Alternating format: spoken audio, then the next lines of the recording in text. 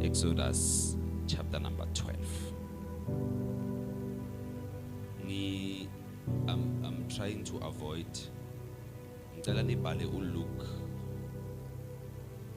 22 verse 1 to 14. I'm trying to avoid reading a lot of verses. Leviticus chapter number 17 verse number 14 is the verse I quoted. The life of every creature is in its blood. It's that chapter la uNkulunkulu abakhomanda khona ukuthi ningadli bende ningadli izinto ezinegazi. Bese sekuza le verse ubatshela isizathu uthi because the life of the creature is in its blood. That's Leviticus chapter number 17. So sengisho ukuthi context bekuyileyo bekabatshela ukuthi kufanele bakudle bangakudli.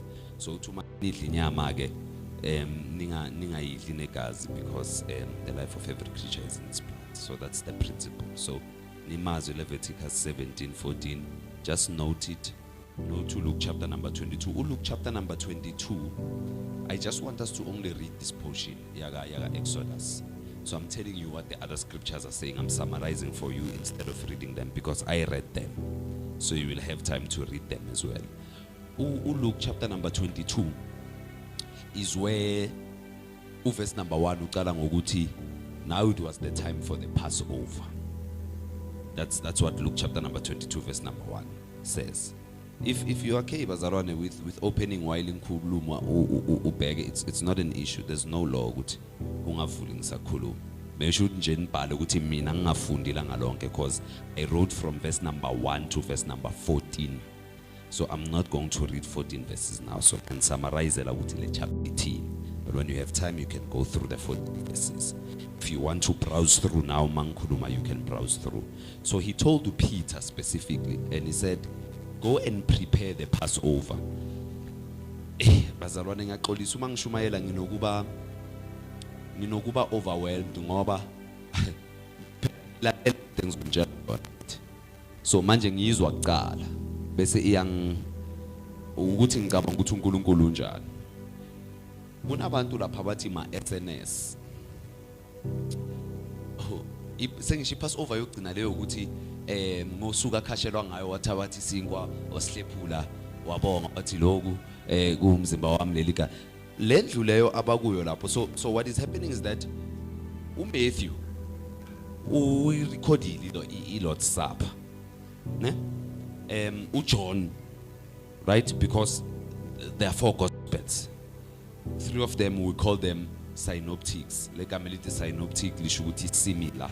And then the Gospel of John, we call it peculiar. I told you earlier, ukuthi John uma introduce uJesu, introduce in a peculiar way from there. The reason why his gospel is also peculiar ingafani naleya laba, it was because of his proximity with Jesus. Matthew, akutala khona in New Testament, is one of the disciples baka Jesus, is one of the 12. Mark is not one of the 12. Luke is not one of the 12. Luke is a close acquaintance or companion yaga Apostle Paul.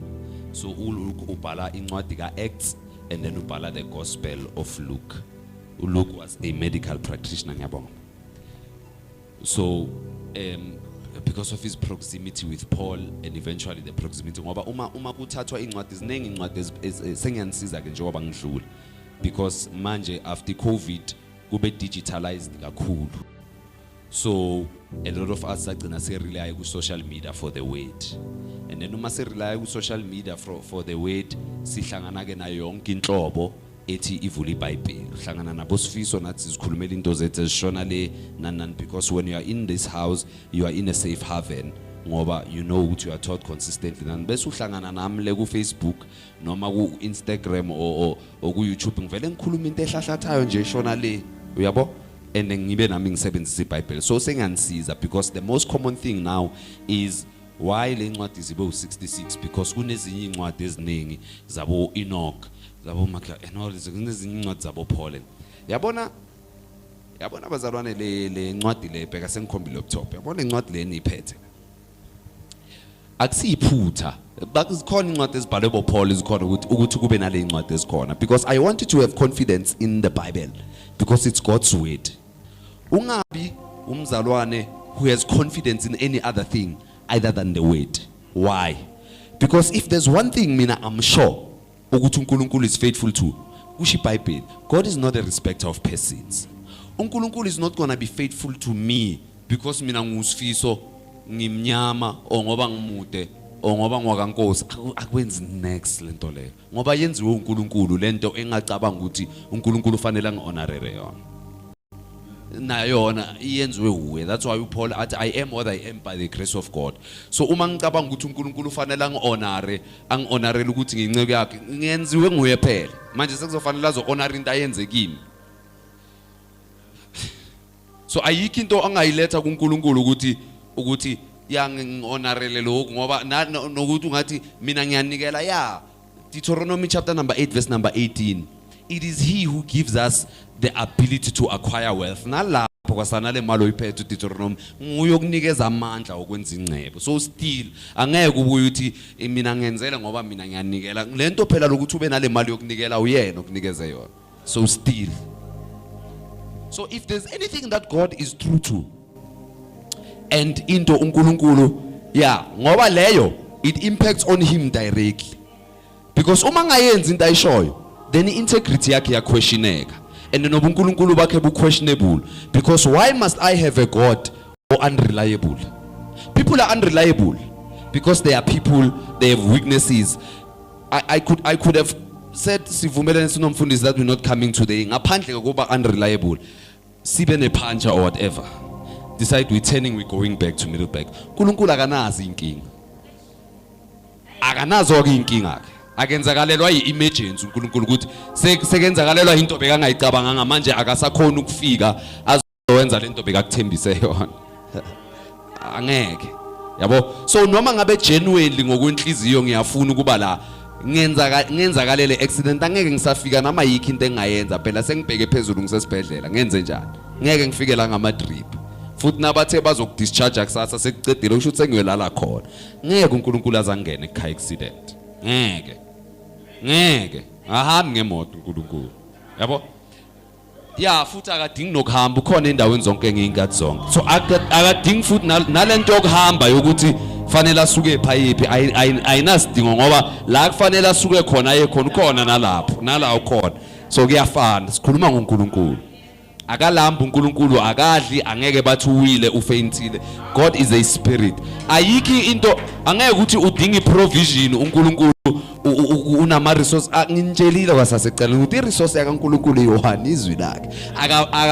Akadinga izinto zokuhlanganisa ukuthi uyakhuluma lo muntu.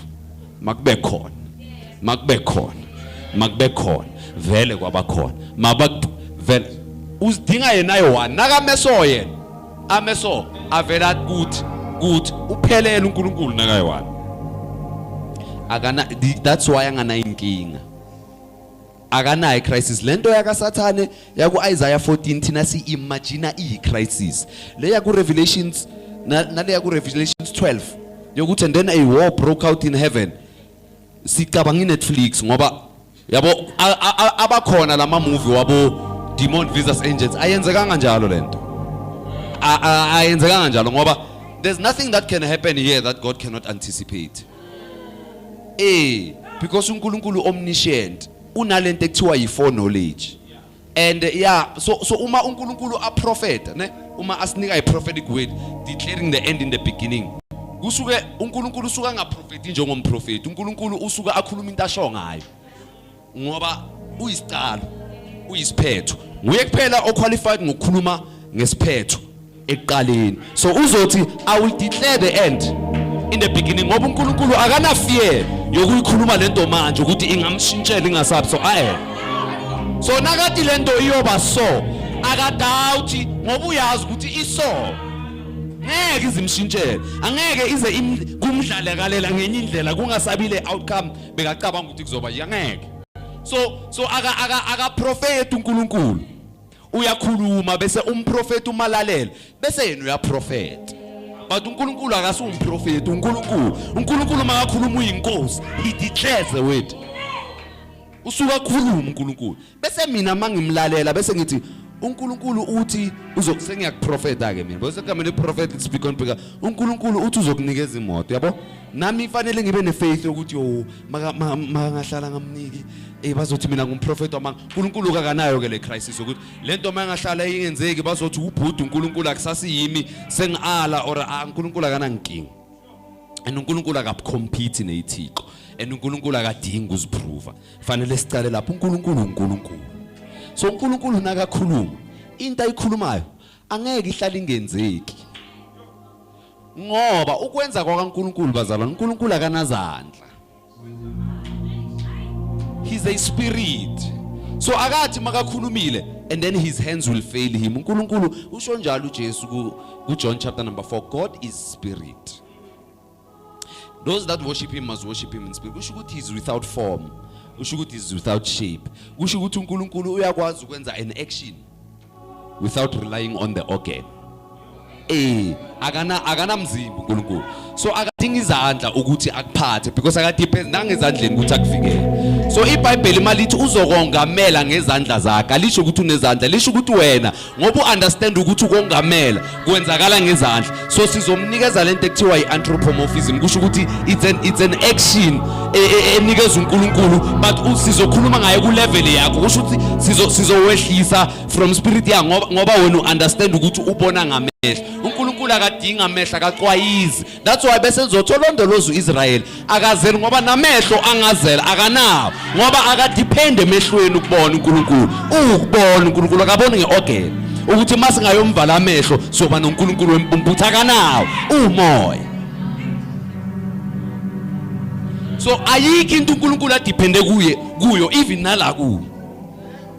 Akadinga inyawo kuhamba. Le verse lokuthi and then Adam heard the footsteps. Lama verse enzelwe thina. And the sound yenzelwe uAdam. Ukuthi eza ukuthi uNkulunkulu can be able to create that sound. And khumbuli kanti ku 2 Kings chapter number 4 uma those 4 lepers bame ngaphandle kuthi wasihlalelani la size sifa bese bathi uma siya ngapha siyafa but maybe let's advance la bese le verse lit and God caused the other nation to hear kwangathi there's a great so uNkulunkulu angahlula uAdam because ne sound isound ibuya kuNkulunkulu ngoba umuntu oqala okhulumile uNkulunkulu singakabi nemlomo ngoba besingekho sidalwe uwo. So nale concept of sound ukuthi kuzoba nendlebe kube ne-eardrum kube ne-voice box kuphume something called sound uyo umsunguli waleyo nto. So akana nkinga yo create sound uNkulunkulu. He doesn't rely on organs. Manje ngifuna ukuthi kini uma ngabe ufuna ukuzwana noNkulunkulu hlala la into onayishoyo ngoba manje phela inkinga leyo because lapho sekubiza ukuthi yena manje aretire kuba uNkulunkulu ngoba uyahluleka ukuyenza into ayikhulumayo. If you want to get God to do anything, get him to speak. The deal. Yabona if you can put yourself at a place la uNkulunkulu angakhuluma khona ungagijimeli labathi uNkulunkulu uyenza khona gijimela la akhuluma khona ngoba lapho uzibhayinde yena awungendawo wena sizoyena and yena bese athi am I a man that I should lie, not the son of man. That which he has said, Numbers chapter number 13, that he will do. Ngoba uNkulunkulu bakhe is on the line here. So manje uNkulunkulu angayakayekela ukuba uNkulunkulu ngoba namhla sekufika usifiso vele seka retire kuba uNkulunkulu ngoba akakhona ukwenzela mina manje le enye 7 billion manje amazulu manje umhlaba manje lapha base ngoba akakhona ukwenzela mina uNkulunkulu. Get that man to speak. The position in a place so ukubaleka kokuzinkonzweni lokho ngoba you are deliberately putting yourself in a position la uNkulunkulu azobambeka khona ngoba kunezinto azisho la ku manje nawe na ungekho la uNkulunkulu akhuluma khona kusho ukuthi awukho la enza khona ngoba wenza ngokukhuluma akanazandla yabo so indlela yakhe yokwenza ukukhuluma. So na ungekho la akhuluma khona ukho la yenza khona and unezinto ofuna kwenzele zona yani la khuluma khona. The deal. That's why athi kuJeremiah, look, I am watching to see my word to perform it. Ngoba akagijimisanga wena nento zakhe nalapho kuwe ukuthumela izwi lapho ku ugijimisa lona ukuthi lona lenzeka lapho ngoba libuyeli kuyelilambatha lingawenzanga umsebenzi. Zifunela izwi, zithandela izwi, zivulela iBhayibheli. Ungathi uNkulunkulu akakhulumi iBhayibheli lakho livalekile. Akhulume kuphi? Kuphi? So uNkulunkulu ayeke yonke into ayenzayo. He has worked with men here for more than 4,000. iBhayibheli phela lencwadi zi66 book, zi66. Ama author there are about 40. The time gap between them is more than 2,000 years. Or it's 4,000 years actually. So ufuna ukungitshela ukuthi uNkulunkulu sekazambule to different people, different nations, saying different ways for 4,000 years. Yonke into ongayicabanga nongayazi ngoNkulunkulu ukuthi unjani uyithethe uyifake la. Bese ufuna zokukhuluma kuphi ngani ngoba nali izwi. Angisho kula ukuthi there's nothing impossible with God ukwazelapha. Futhi nalento yokuthi kunoNkulunkulu uyazelapha ngani ngoba siyazela la eBhayibhelini. So ulivala njani iBhayibheli ufuna uNkulunkulu ngoba yena uzireveal ngalo.